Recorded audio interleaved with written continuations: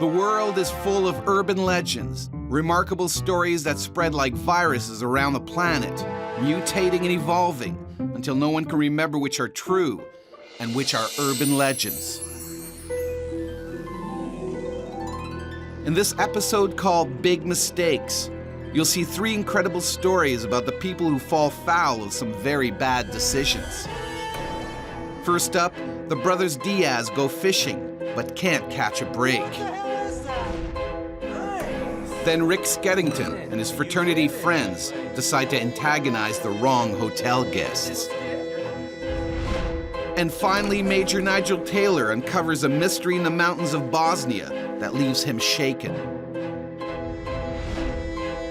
Watch all 3 stories and decide which ones are true and which ones are false. Find out if you guessed right at the end of the show. First, it's a story we like to call Castaway. Just outside of Boston, the sleepy coastal town of Dorchester, Massachusetts, has been home port to generations of proud fishermen, including these guys. Meet Manuel and Hermit Diaz. When he's not carving wooden chickens, Manuel loves to go fishing with his brothers. And one trip proved especially memorable. Early on April 14, 1999, Manuel, Herman, and their brother Ephraim set out for a relaxing day of fishing in Boston Harbor. And it was a beautiful day, a marvelous day to fish.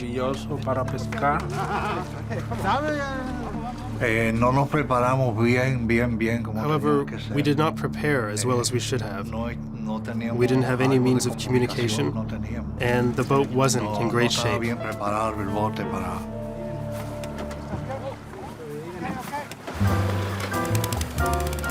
But this didn't stop the Diaz brothers from enjoying themselves.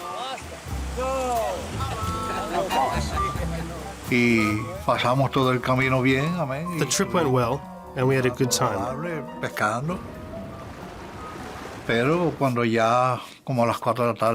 Around 4 in the afternoon, we decided to return. But the motor would not start.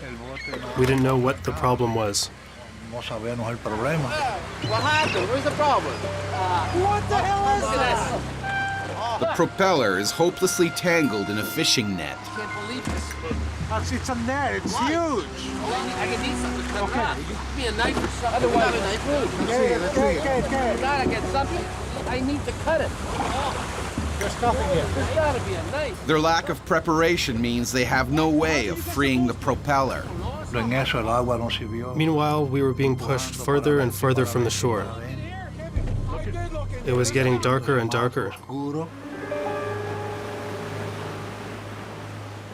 We put up the flag we had to attract attention, but nobody noticed.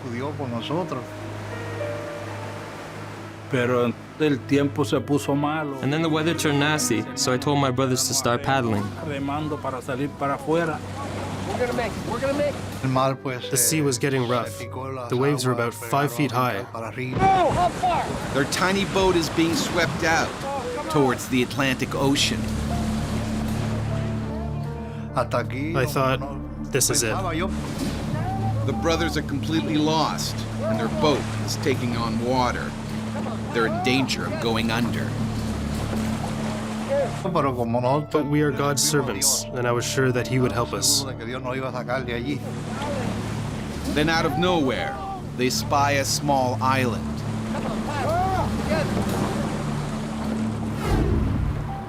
In a sheltered cove, they pull their leaky boat ashore. Exhausted, after hours of struggle, brothers finally untangle the propeller. But to their dismay, they find that one of the propeller blades has been sheared off. We have to spend at least a night here. There's no choice but to postpone the plans of getting help until morning. Are you okay? Yeah, just go. No, sir. He's supposed to be back around 5 hours ago. Unfortunately, there's a storm coming. Back at home, Manuel's worried daughter calls the Coast Guard. I was worried for our families. Maybe they would think that we had drowned. Who knows what they might have been thinking. The Coast Guard can do nothing while the storm is still raging. So the Diaz brothers are left tired, wet, and hungry on an unknown island. El frío se nos hizo imposible. The cold was unbearable. We wrapped ourselves in a large sheet of plastic, and this way, the three of us were able to keep warm. Coger caliente de uno al otro para no. By dawn, the storm has passed and the Coast Guard begins its search.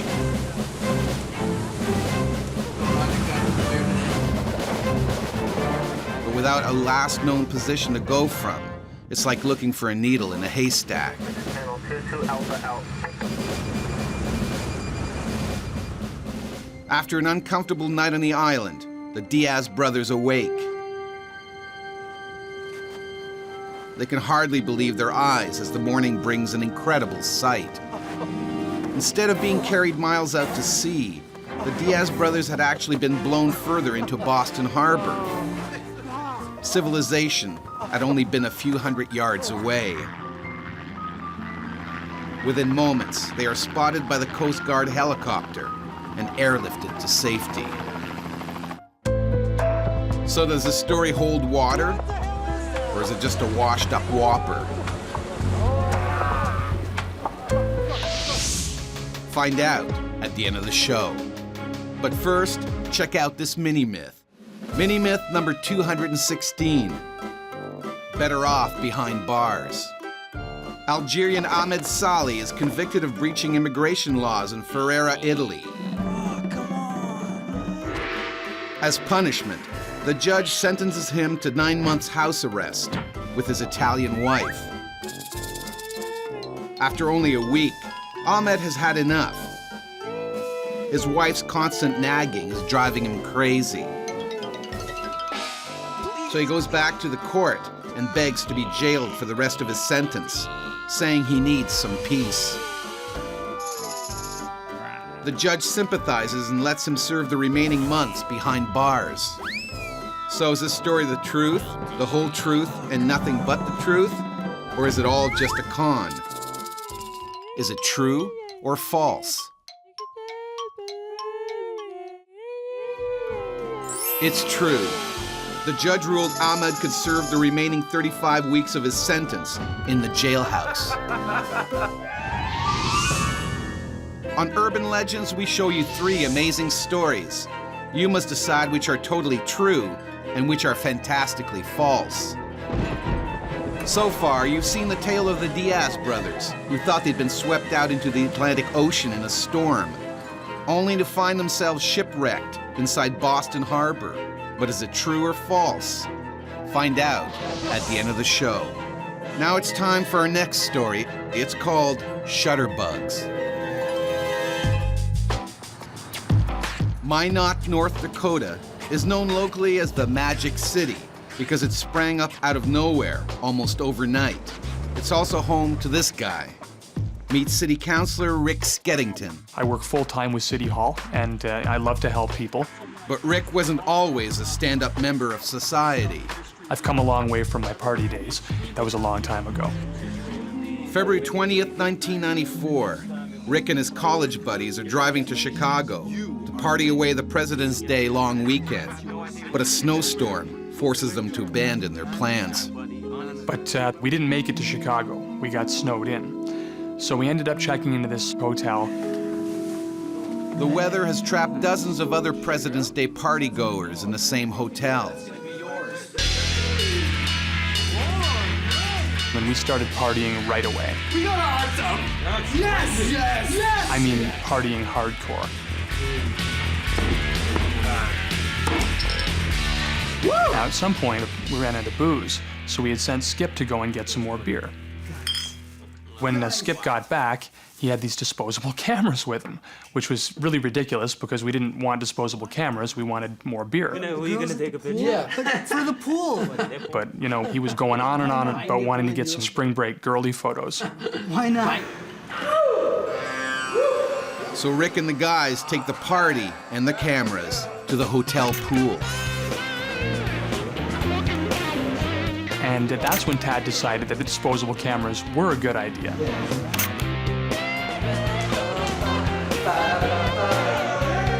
At first, we weren't annoying anybody, but I think, people started to get pretty pissed off.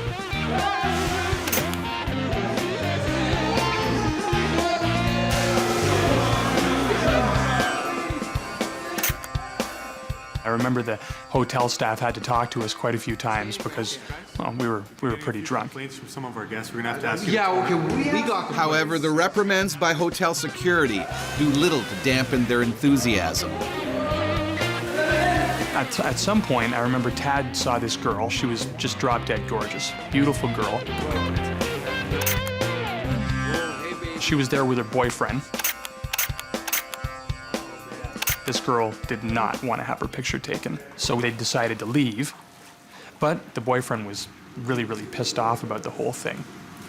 Well, as they were leaving, the Tad ended up clicking off a shot of this girl. The boyfriend flipped. He tried to grab the camera from Tad. The brief scuffle is quickly forgotten, and the boys get back to having fun. Until hotel security finally puts an end to their hijinks. They are asked to leave the pool. So on our way back to our room, while we're walking up the hall, I noticed that the door to our room is ajar. Which one of you idiots left the door open? I didn't leave the door. Yeah, whatever, man. And when we get into our room... Oh my God. There's toilet paper everywhere. I mean, the place was covered. It was totally TP'd. Honestly, this is all your fault. This is what happens when you lose the key, jackass. And someone has taken shaving cream and written losers on the bathroom mirror. After determining that nothing was missing from the room, they assume that the trashed room is just a practical joke. We just got back to partying. The next day we packed up and headed back to school.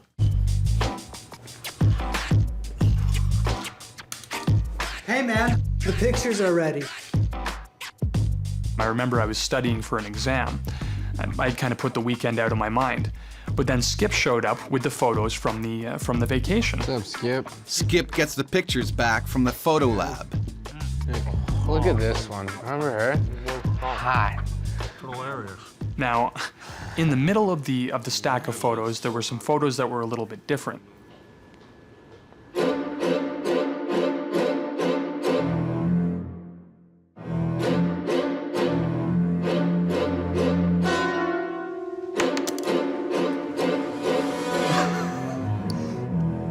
Now, the really hot girl at the pool that Tad had been bothering had a tattoo of a dragon on her foot. So it was then that we figured out it was the angry couple. Man, I don't know how they did it. They must have stolen our room key.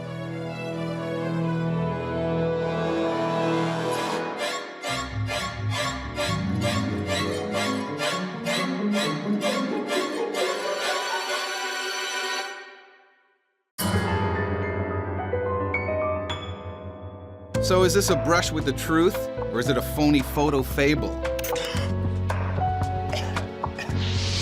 We'll let you know at the end of the show. But first, check out this mini-myth. Mini-myth number 28.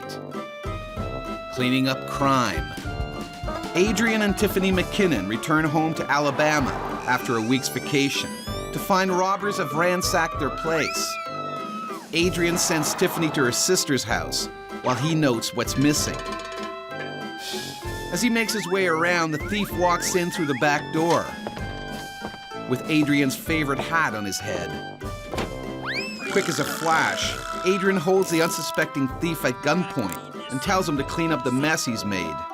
Then he calls the police. When cops arrive, the thief complains to them about being forced to tidy up. So is this burgling blunder true, or is this story just criminal? Is it true or false? It's true. Laughing cops told the thief that he was lucky he wasn't shot dead. On Urban Legends, we show you 3 astounding stories. Your task is to separate the true tales from the fake fables. So far, you've seen the story of the brothers Diaz, who thought they'd been shipwrecked on a remote island, only to find themselves less than a mile from downtown Boston. and the story of Rick Skeddington, the former frat boy whose burgled hotel room left a bad taste in his mouth. But are either of these stories the real McCoy? We'll reveal the truth at the end of the show. Now it's time for our final story. This one's called Monster in the Woods. The tranquil countryside around Sipovo, Bosnia belies the horror of a bloody civil war fought here during the 1990s. This man witnessed the fallout from the conflict when he was stationed there as a UN peacekeeper. Meet Major Nigel Taylor. I was commissioned to be an officer in the British military, and I found myself posted as the commandant of the Sipovo camp in Bosnia in 2001. But he saw one strange event that would stick in his mind forever. In August 2001, Major Taylor is getting to know the people and countryside of his new jurisdiction. When I arrived there, the first person I really met was Ilya. He was the president of the walking club and like a mountain guide there. One of the stories that he told me at the time was that they'd actually seen something moving up in the mountains when they were walking. A dark figure of some kind moving through the underbush. Locals tell of a strange creature roaming the forest, preying on unsuspecting villagers. People saying there's ghostly things up there and everything else. What did he say? He said that there's a fairy tale in the village, that there's a monster in the woods that scares the children so they don't go wandering around. At first, Major Taylor agrees that it's just a cautionary tale designed to keep curious kids from straying into the many minefields scattered throughout the area. But certainly there was a considerable number of people has actually seen something. All the stories come out about Sasquatches and hairy beasts up in the mountains, and maybe it was a grizzly bear, and the Yetis were coming out. So the Major decides to find out what's behind these scare stories and gets Ilya to take him to the spot where he had seen the mysterious figure. Eventually we got to where they'd actually seen something moving. There was nothing there that we could see, so we decided to carry on walking. About a half kilometre further on, we found a shack in the woods. It was run down. But there was no life there, there was no smoke coming out or anything else, so it just looked like an abandoned shack. And all of a sudden, There's somebody coming. there was movement behind the shack. But this was no Sasquatch. To say he was a person, he had unkempt hair. His beard had grown. He was dirty. Can you ask him what he's doing here? Šta radite ovde? After much cajoling, the mountain man tells his heartbreaking story. Shortly after the war broke out, he and his brother were taken prisoner by the Croatian militia as part of their campaign of ethnic cleansing.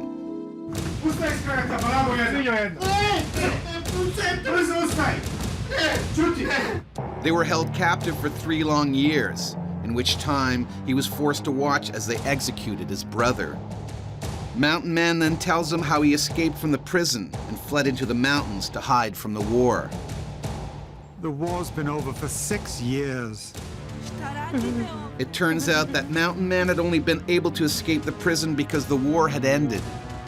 When the Croat militia disbanded, they simply left the gates wide open. But Mountain Man bolted before anyone could tell him the war was over. And he went straight back up into the mountains. Severely traumatized by his terrible experiences, the Mountain Man hides from all humans, friend or foe. And during his time in hiding, there was people up in the mountains shooting game and wildlife to feed the families that were there. Because the gunshots were going off, he still thought the war was going on.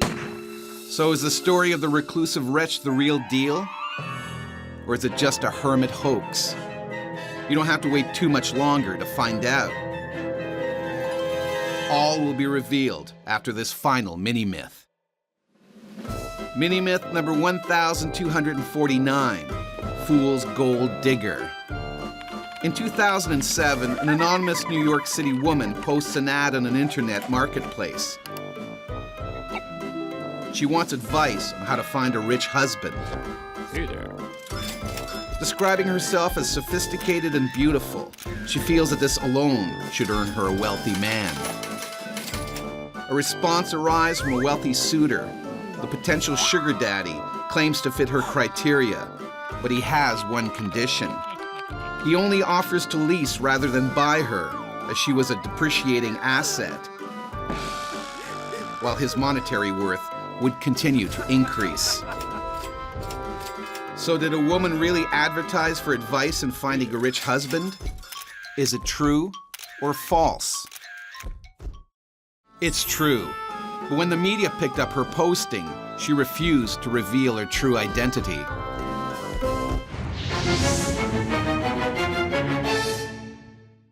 Now it's time to reveal the truth about her 3 stories. First up, it's a story of the Diaz brothers who thought they'd been shipwrecked in the middle of the ocean, only to wake up in Boston Harbor. But is it true or false? My name is Herman Diaz, and this is a true story. It's not a dream. Despite being lost at sea for over 30 hours, the brothers were embarrassingly rescued just a stone's throw from downtown Boston. They still go fishing, but they never forget to bring their VHF radio anymore. Next, it's a tale of Rick Skeddington and his buddies, whose vacation hijinks angered other hotel guests so much that they performed unspeakable acts with their toothbrushes. But did this story really happen? This is not a true story. Are you kidding? I'm not Rick Skeddington. I'm a paid actor. The urban legend of travelers making a horrible discovery upon viewing vacation photos dates back to at least 1990. The victims of the prank vary from a honeymooning couple to a white trash motorcycle gang. Which leaves the story of Major Nigel Taylor, the guy who discovered that a monster in the woods was actually a man hiding from the Bosnian Civil War 6 years after it ended. But is it true or false? I'm Nigel Taylor, and this is a true story. Like the Japanese soldiers found in jungles years after the Second World War ended, the mountain man became briefly famous. He has so far refused to come back down from the mountain, though now he does have regular visitors from nearby villages. That's the end of our episode called Big Mistakes. Did you choose the trusty truths, or did you decide on the devilish deceptions? However you did, you'll get another chance to separate fact from fiction in the next installment of Urban Legends.